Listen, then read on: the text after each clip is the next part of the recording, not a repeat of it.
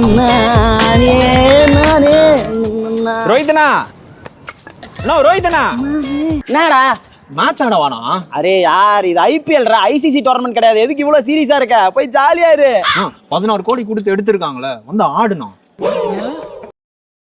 இந்தா பசங்க மேட்ச் ஆடுறதுக்கு ஆர்வ கலரா இருக்காங்க. போறா போறா போறா.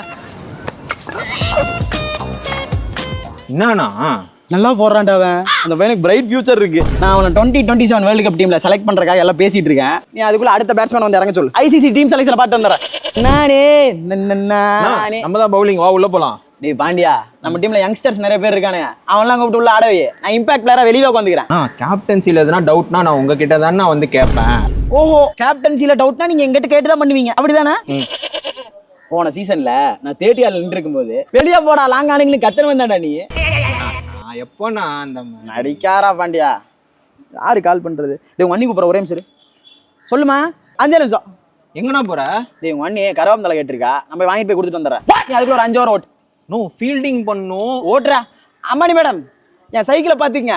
நான் உங்க கார் எடுத்துட்டு போய் என் பொண்டாட்டிக்கு கரவாம்பந்தலை மட்டும் வாங்கிட்டு போய் கொடுத்துட்டு வந்துடுறேன். அம்பானிக்கார் தான்டா, நல்லா இருக்குடா.